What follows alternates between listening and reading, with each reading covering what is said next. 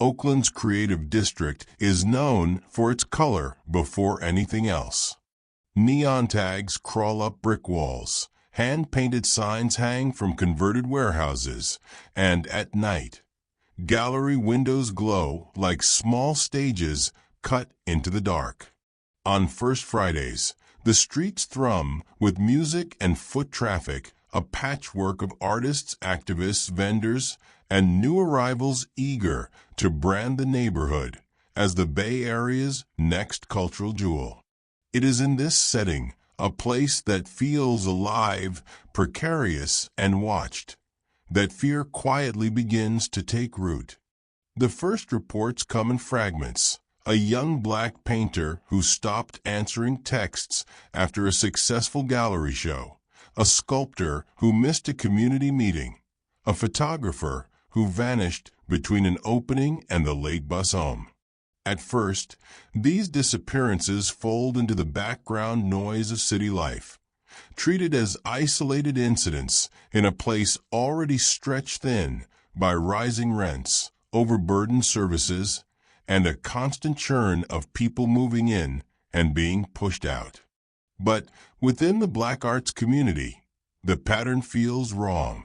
These are not strangers. They are familiar faces from open mics and studio co-ops, people who share rides to shows and pass around grant links and spare brushes. When the body of one missing artist is found, it is discovered not in an alley or abandoned lot, but in a space that looks disturbingly curated. Inside an empty industrial building, under stark overhead lighting, the victim's body is posed with deliberate care, surrounded by objects and visual references echoing their own work. To those who first arrive, the scene reads less like a crime scene and more like an installation piece, one that twists the victim's creative voice into something cold, controlled, and final. Overnight, word spreads through social media and local news bulletins. The victim's name trends, images of the staging circulate, and a new label appears that will haunt the case: the art killer. The headline is easy to repeat but hard to stomach. It flattens a complex horror into something catchy and almost marketable, framing the killer as an auteur rather than a predator. As coverage intensifies, the tension at the heart of this story begins to surface. The same city that profits from Oakland's raw creative energy is now consuming the spectacle of murdered Black artists, their lives turned into content, their deaths into a narrative hook. Viewers far from the Bay scroll through images of the staged body alongside photos of murals and street festivals, lingering on aesthetics, while the community closest to the loss grapples with grief and anger. Beneath the headlines, a more specific and unsettling thread emerges. Each known victim is not only an artist, but also an activist, someone who has used their work to challenge the city's rapid gentrification. They have spoken at community forums, created pieces that highlight displacement, or called out galleries and developers who capitalize on Oakland's culture while pricing out its residents.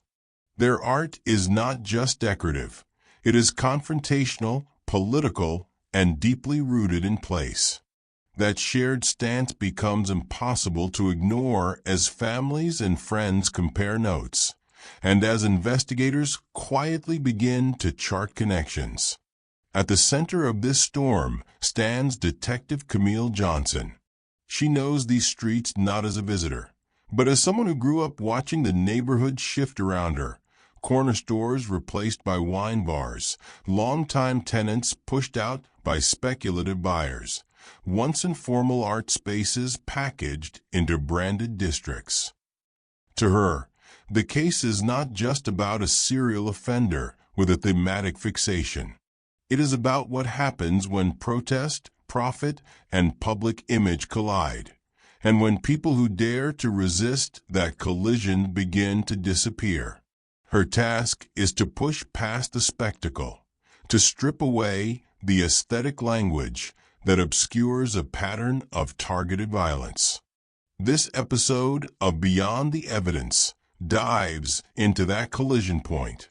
It examines how a city can celebrate creativity while allowing the most vulnerable creators to live and die under constant pressure. It follows the lives behind the headlines, tracing the victims' work, their commitments, and the subtle warnings that were missed. It also asks a harder question. When art becomes a selling point in a gentrifying neighborhood, who is protected and who becomes expendable? Here, the story of the art killer is not told to glorify a name or feed a morbid curiosity.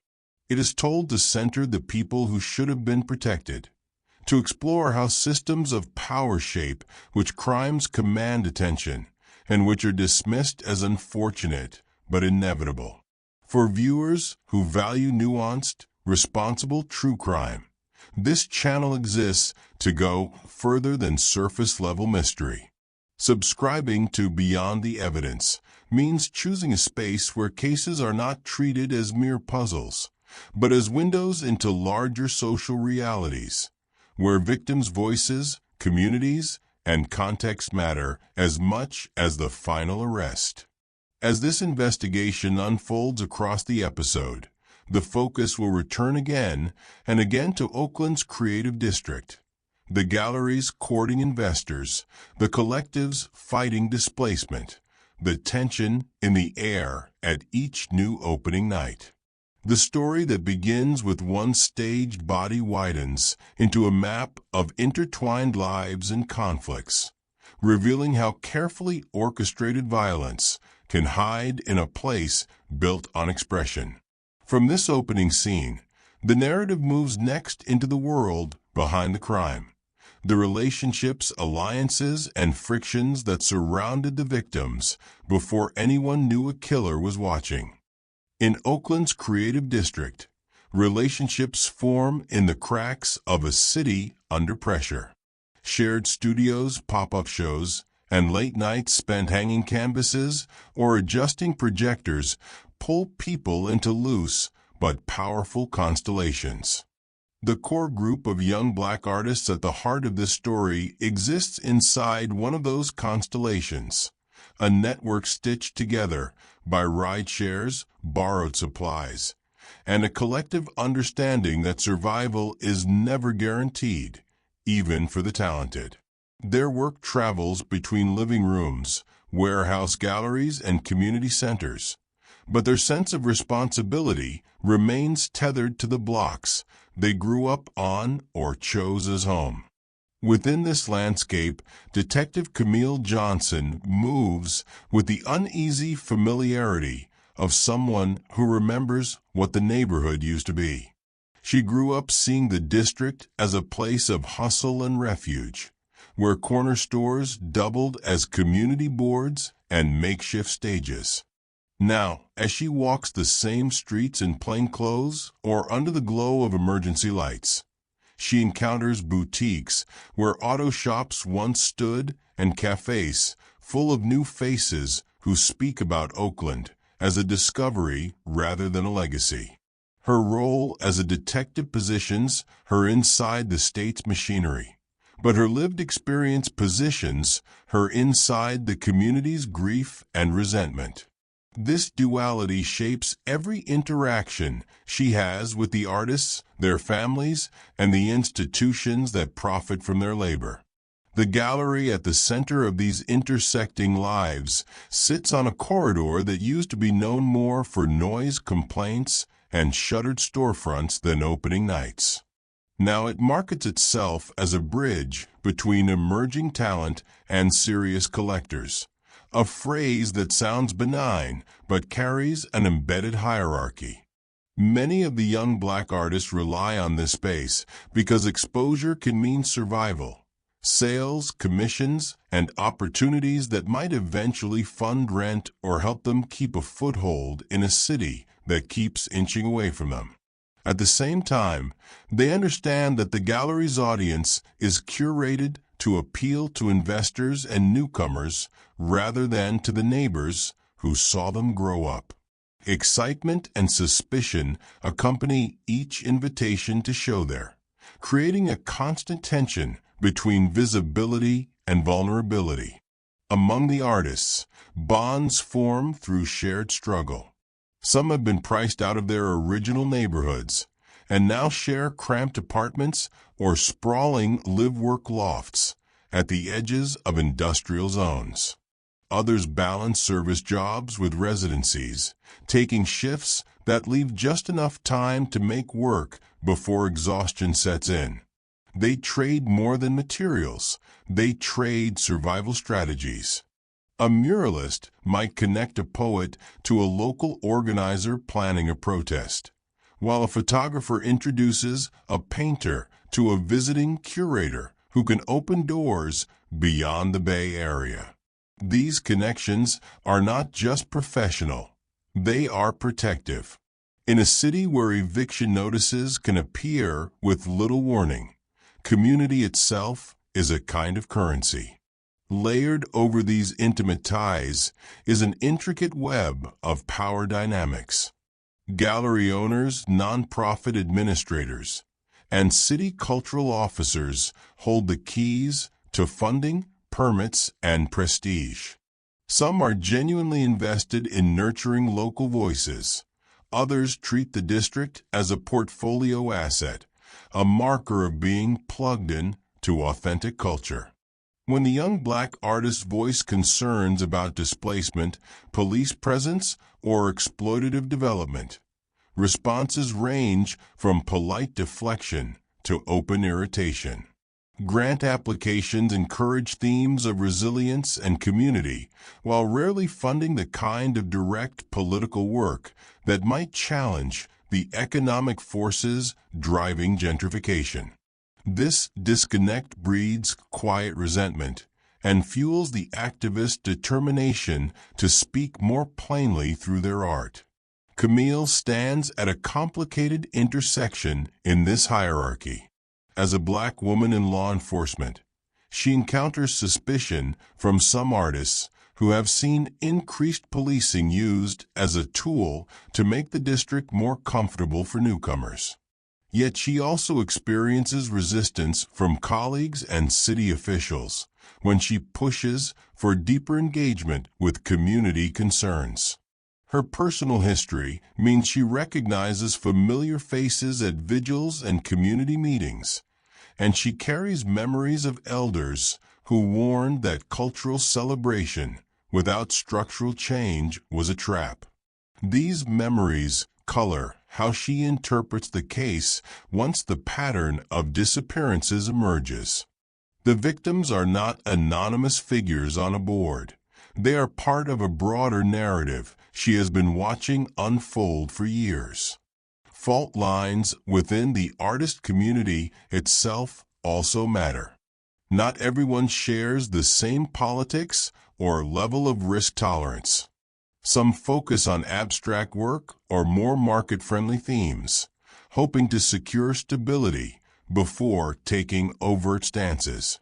Others lean into overtly political imagery, believing that anything less is a form of complicity. Social media amplifies both solidarity and division, rewarding the most visually striking images of protest, while sometimes flattening the complex discussions happening offline. Even within collectives, there are arguments over who gets invited to the more lucrative opportunities, who is tokenized for diversity optics, and who is left to document the struggle without compensation. The gallery reflects these fault lines in the way it curates its shows. Group exhibitions mix radical imagery with work that feels safer to affluent buyers, creating a careful balance between edge and comfort. The young black artists are often placed at the center of promotional materials, their faces and stories used to signal authenticity. Yet many notice that when they raise concerns about contracts, profit splits, or the politics of certain partnerships, the warmth in those rooms cools. Invitations arrive with subtle conditions. Be bold, but not too confrontational. Be visible, but manageable. Over time, this dynamic leaves some feeling simultaneously spotlighted and silenced. As these relationships evolve, fear begins to creep in, even before anyone fully recognizes why. Strange encounters at openings, lingering looks from unfamiliar attendees, and offhand remarks about danger being part of Oakland's charm all contribute to a low hum of unease. Artists who have been vocal about gentrification attract both admiration and hostility. Online comments oscillate between praise and thinly veiled threats. The sense of being watched intensifies not just by critics and collectors, but by something harder to name. In this environment, the disappearances do not arrive as purely random shocks. They land in a community already accustomed to feeling exposed. It is within this tangle of alliances, dependencies, and quiet resentments that the case takes shape. The connections between Camille and the neighborhood, between the artists and the gallery, between activists and the institutions they challenge, all form the backdrop against which the first disappearance will be measured. When one of these artists fails to come home, the question will not only be who is responsible, but how so many systems and relationships allowed danger to draw so close without being stopped. The night that marks the true beginning of the case does not announce itself as anything extraordinary. It unfolds like so many others in the district, a new exhibition at the gallery, a careful balance of polished concrete and curated roughness. The room filled with a mix of longtime locals, new residents, and visitors who have learned to seek out Oakland's edge as part of its charm. At the center of this particular opening stands a young black painter whose work has been steadily gaining recognition. Their canvases confront gentrification directly, layering historical references, neighborhood landmarks, and fragments of protest imagery into compositions that refuse to let viewers remain neutral. For this artist, the show represents more than career progress. It is proof that a voice rooted in critique can still find space in a city increasingly shaped by those it critiques. As the evening stretches on, a familiar pattern takes shape. Gallery staff circulate with practiced ease, making introductions between artists and potential buyers.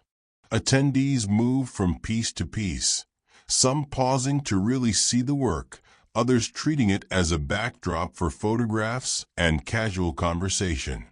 Subtle frictions emerge in the room.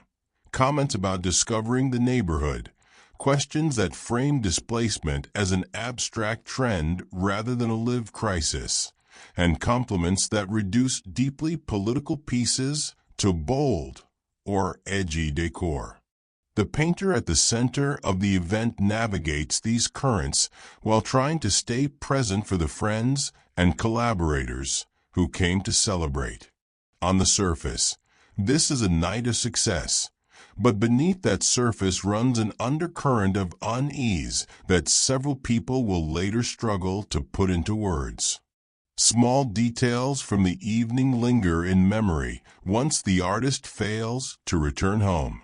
A figure observed spending an unusual amount of time near the more explicitly political pieces, not to engage in conversation, but to quietly watch who approached them.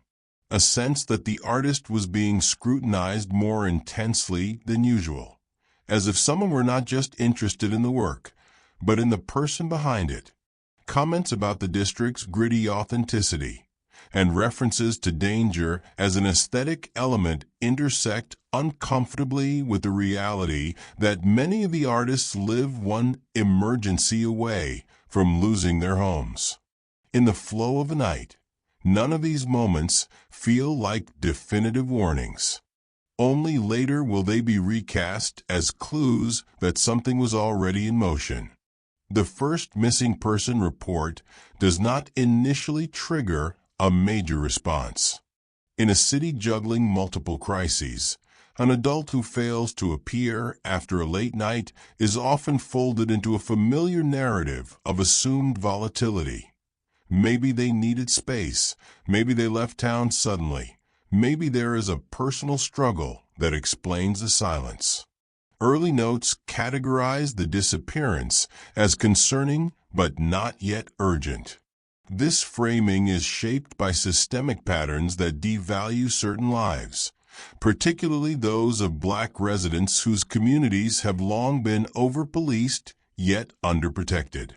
Friends and collaborators, however, feel unease sharpen into fear as messages go unanswered and normal routines are broken without explanation. Online, the concern begins to spread through posts and stories that mix updates with appeals for visibility. Photos of the missing artist's work circulate alongside recent images from the gallery show, emphasizing that this is not just a statistic, but a person deeply embedded in the city's cultural fabric. Threads emerge that connect the disappearance to larger conversations about missing Black residents and the uneven attention their cases receive. The community's digital response moves faster than official channels, generating a record of early warning signs. Vague references to someone acting off at the opening, mentions of increasingly hostile reactions to the artist's outspoken stance on gentrification, and recollections of messages that hinted at feeling watched. For Detective Camille Johnson, the case initially appears as one more file in a stack of unresolved concerns. Yet the details begin to pull at something deeper. The location of the last confirmed sighting at the gallery, the artist's well-documented activism, and the community's immediate insistence that this behavior is out of character collectively resist being dismissed as typical risk. Camille's familiarity with the district's dynamics makes her wary of easy explanations. She understands that when Black residents go missing in a rapidly changing city, there is often a tendency to frame the disappearance as a private tragedy or a consequence of personal choices, rather than as a possible act of targeted violence. As more information filters in, structural warning signs grow harder to ignore. The artist's earlier work has drawn criticism from some who see open challenges to development and policing as bad for business.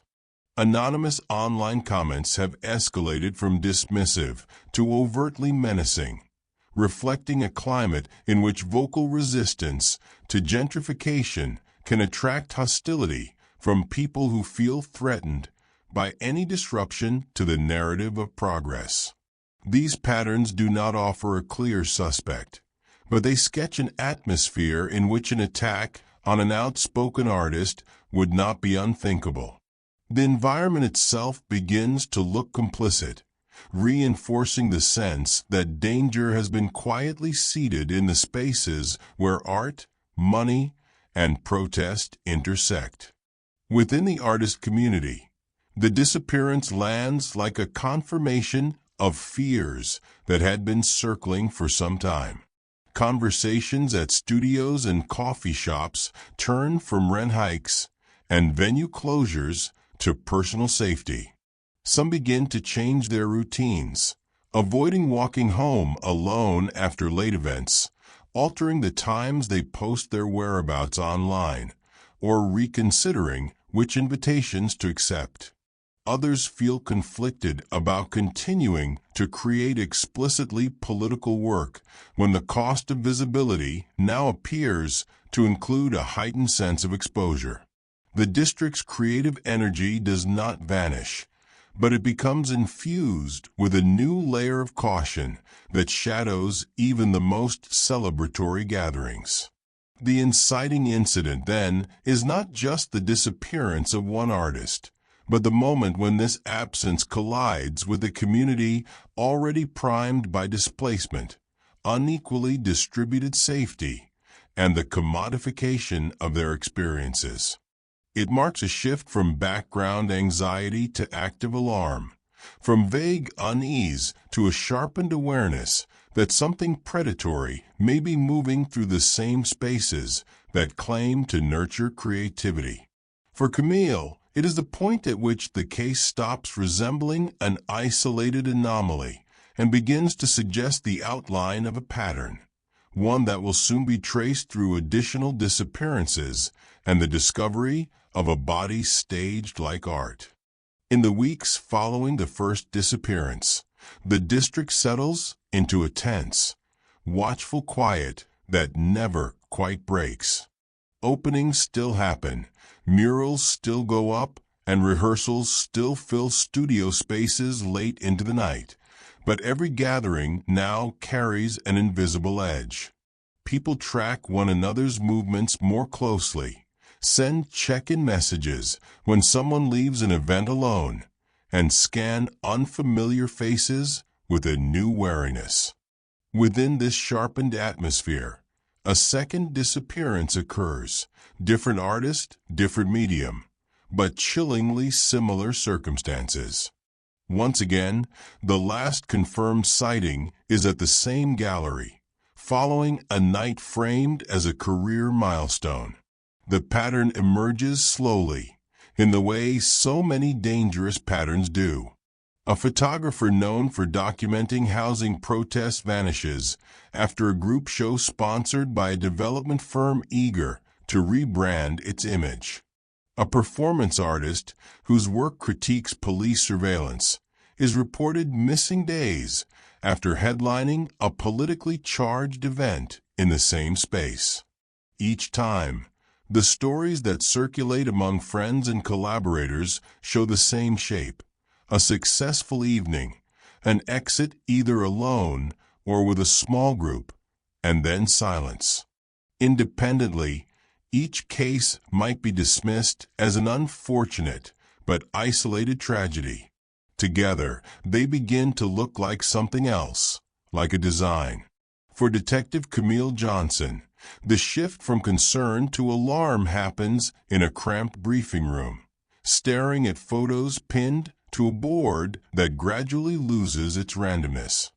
She sees the repetition of the gallery's logo on event flyers, the overlap in guest lists, and the shared histories of activism threaded through each artist's biography. They are not just creators, they are critics of the very forces transforming the city. Their work has spoken directly about gentrification, policing, and the commodification of Black culture. As Camille connects dates, locations, and relationships, the possibility that these are targeted attacks against a specific kind of voice becomes harder to disregard. The turning point comes with the discovery of the first body. An abandoned warehouse space on the edge of the district, once a site of underground shows, now mostly dormant, draws attention after a passerby notices an unlocked door and an unusual glow inside. The responding officers step into a scene that initially confuses them. Industrial lighting rigs have been arranged to cast dramatic shadows across the concrete floor. Found objects, some clearly taken from the victim's previous installations, are carefully placed around a central figure. The victim, one of the missing artists, is positioned with rigid deliberation, their body transformed into the centerpiece of an unauthorized final exhibition. The staging is meticulous. It echoes themes from the victim's earlier work, twisting their imagery into a grotesque reflection of control. Where their art once challenged systems of power, this scene asserts the killer's dominance over both the artist's body and their creative legacy. Forensic teams move through the space with care, aware that every element might carry meaning or evidence. The line between crime scene and installation feels unnervingly thin.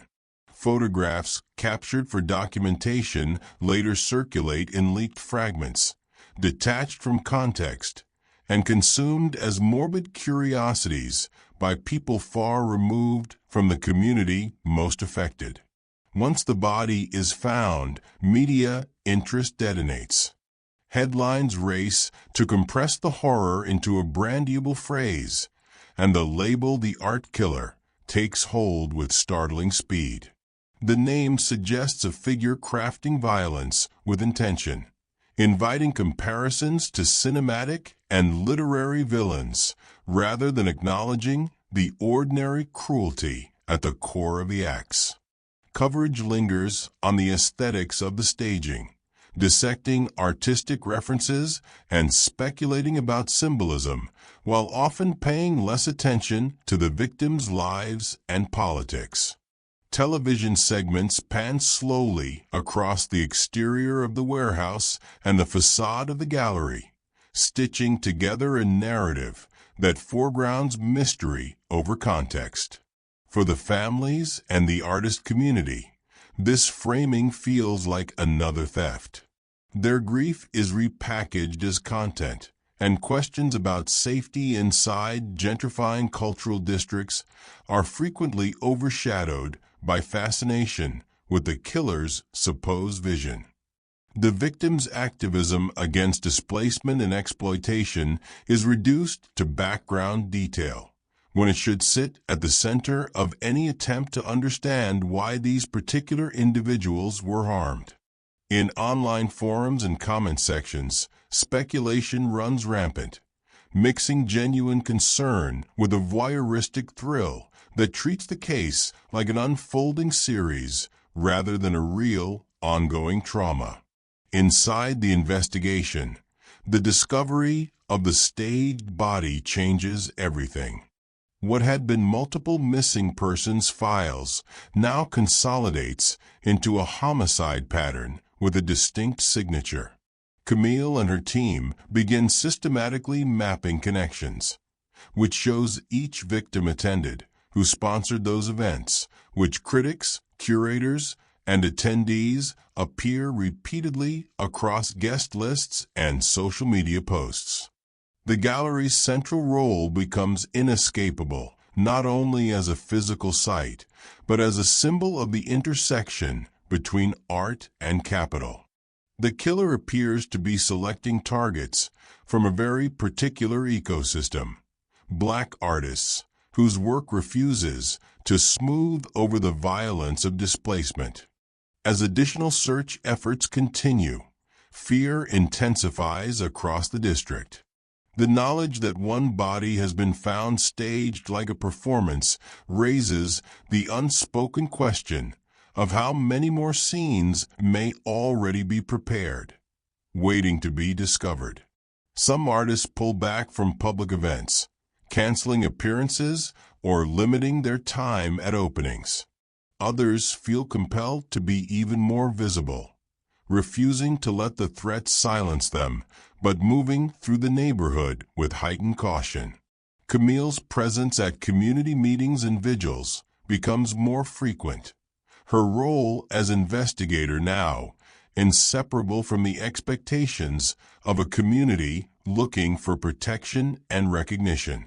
The escalation phase reaches its most volatile point when rumors of a second stage scene begin to spread before any official confirmation. Fragmented information, police activity near another industrial site, whispers of a closed-off building, unverified images claiming to show another installation, propels anxiety into panic.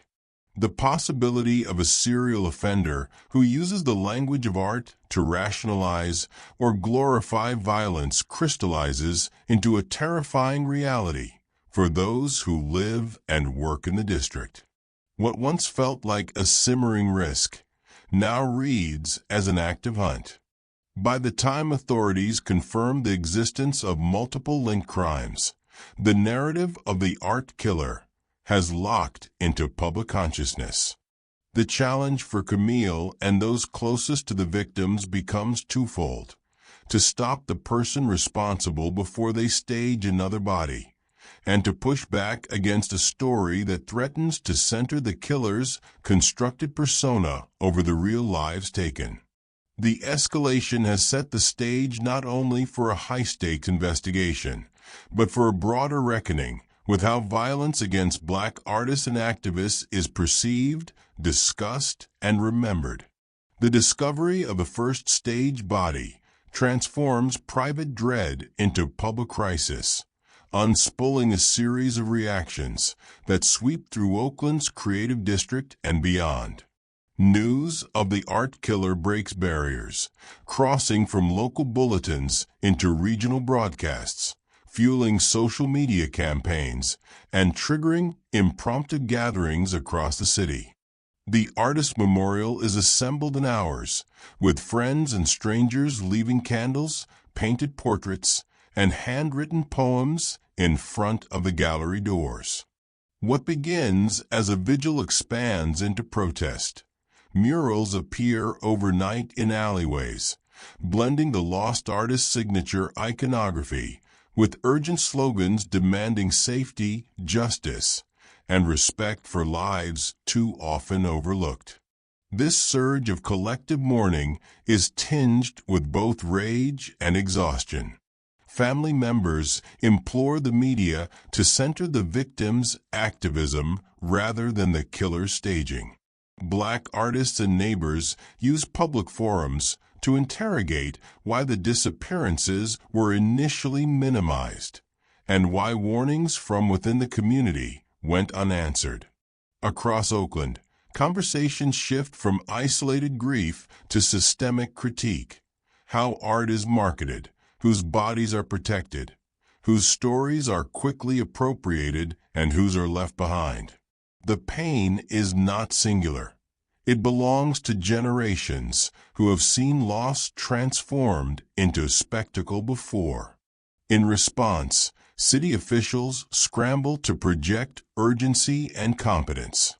Press conferences are held against the backdrop of increasing anxiety. Promises of swift justice compete with calls for deeper reform.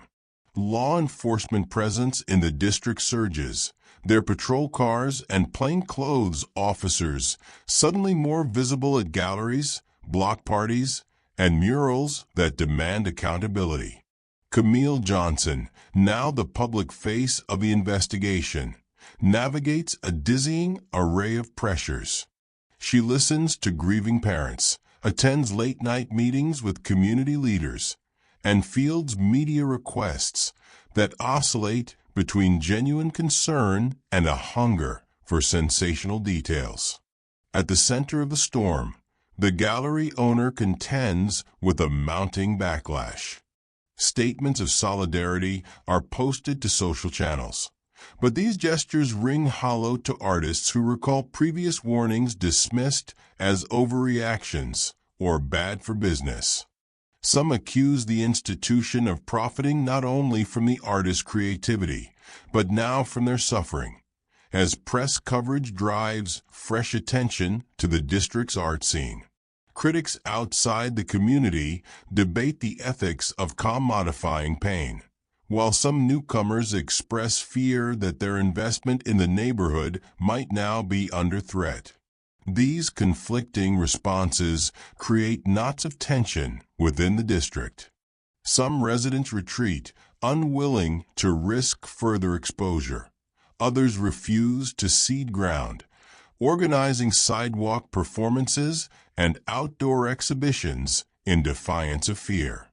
The artist community splits between those who advise caution and those who insist that public mourning is itself an act of resistance. The storytelling power of art takes on new weight, as murals and installations phrase grief as calls to action, refusing to let victims' images be co-opted or forgotten. Online, the aftermath swells into a layered archive. Memorial hashtags, clips from vigils, shared accounts of feeling unsafe that predate the killings by months or years. These digital artifacts become a source of real-time memory, challenging the more sanitized narratives being pushed by the press. Families and activists use these platforms to document what officials and institutions overlook: the complexity of lives taken, the value of creative spaces built by and for marginalized communities, and the refusal to let violence rewrite history. For Camille Johnson, every headline and hashtag amplifies the stakes of her investigation. She knows what closure will mean for grieving families, but she also recognizes that even solved case cannot mend the rupture between representation and reality. The gallery's slick facade, the city's promises, and the steady proliferation of art killer coverage all serve as a reminder that, in Oakland and elsewhere, spectacle often wins out over substance, unless those left behind keep pushing for something better. As the district mourns, those most affected begin to focus on connecting the dots. They piece together timelines, compare notes, and push authorities for answers about what links the artists and their work to a predator, using the language of art as a smokescreen. The aftermath moves quickly from grief to determination, establishing new networks of support and vigilance that will play a crucial role in the next investigative phase. The initial surge of grief and outrage in Oakland's creative district sets the stage for the most complex phase of Camille Johnson's work. With multiple disappearances, 2 bodies discovered in artfully staged scenes, and a community now publicly demanding answers, Camille pivots from crisis management into deep investigation. Every lead, every rumor, every overlooked digital trace becomes part of her effort to see past the spectacle and find the human cause beneath. She begins by re-examining the pattern that has come into focus. Each victim was an artist known for vocal opposition to gentrification, and each had shown work at the same gallery during high-profile events attended by a mix of supporters, critics, and newcomers. Pinning photographs, timelines, and flyers to her investigation board yields a web not only dense in connections, but full of intentional intersections, curatorial decisions that positioned radical voices in direct view of influential guests, publicity pushes that foreground dissent while softening it for palatability. For Camille, the implications are chilling. These events were not random launches into the art scene, but carefully orchestrated platforms that, intentionally or not, made certain artists uniquely visible and vulnerable. Camille extends her search into digital spaces. She pours through event RSVPs, reposted Instagram stories, and snippets from threads where the victims discuss their work and activism. Among the casual encouragement and intense debates, she notices a pattern of targeted harassment against artists most critical of the district transformation, messages designed to undermine, to threaten, or to humiliate. Some come from obvious accounts, using pseudonyms or troll tactics. Others, more disturbingly, use knowledge only an insider would possess. The most explicitly political postings on housing, police, and loss provoke the ugliest responses. Financial records and attendance logs from the gallery raise further questions. Camille notes repeated guest appearances by a figure whose name recurs less in the art world and more in the district's redevelopment circles. This person, often seen in the background at exhibitions celebrating Black creativity, has investments in several newly opened businesses and connections to cultural foundations eager to brand the neighborhood for upwardly mobile buyers. Interviews with staff and regular patrons paint a portrait of someone quietly fascinated with the tension between protest and profit, a collector not of art, but of narratives and of symbolic power. Camille expands her inquiry beyond the gallery, cross-referencing victims' movements with city permits, business filings, and video surveillance offers a timeline for who was present and absent during key moments. The records reveal instances where this figure appeared unannounced at locations tied to the missing artists, sometimes alone, sometimes accompanied by newcomers eager to make their mark. Footage from the night of the first disappearance shows him lingering where the artist's work drew the most heated discussion, leaving after the show but returning later, captured by a camera positioned above an alley entrance. Interviews with curators and administrators highlight the culture of the district's emerging art scene, its excitement, volatility, and sometimes selective memory. Some recall awkward moments at openings when critics of displacement were steered away from investors or asked to keep certain themes positive. Others remember warnings circulating quietly between artists about the dangers of being too outspoken, while a few administrators express sincere regret that security or community care was insufficient. Camille senses that silence is often chosen for fear of endangering financial stability. Behind closed doors at police headquarters, Camille faces institutional friction. Some colleagues push for a focus on the killer's artistic obsession, arguing for psychological profiling that centers the drama of the stage scenes. Others, including Camille, insist that motive is inseparable from the social context, the targeting of dissenters as threats to a lucrative narrative of Oakland's rebirth. Camille sharpens her argument. The violence is not random, nor is it merely the act of a disturbed mind. It is the intersection of creative risk, economic power, and systemic disregard for Black voices. The investigation's breakthrough comes when Camille obtains a warrant for the suspect's digital devices. Analysis of emails, draft proposals, and encrypted chats reveals a methodical effort to track artists deemed troublesome, whose work cut against the desired image of the district. The suspect's notes treat activism as contagion, something to be contained or repurposed.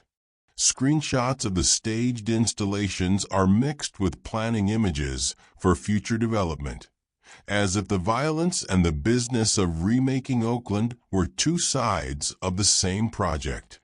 In one chilling file, the suspect muses about owning pain and packaging struggle as luxury, echoing lines from gallery press releases alongside explicit descriptions of how public attention could be manipulated.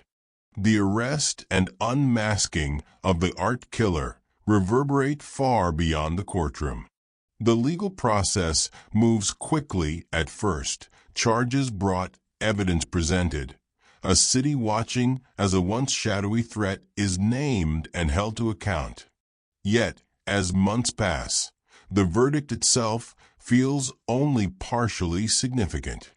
The killer is sentenced, the media cycle dials down its fever pitch, and officials tout the outcome as affirmation of justice served.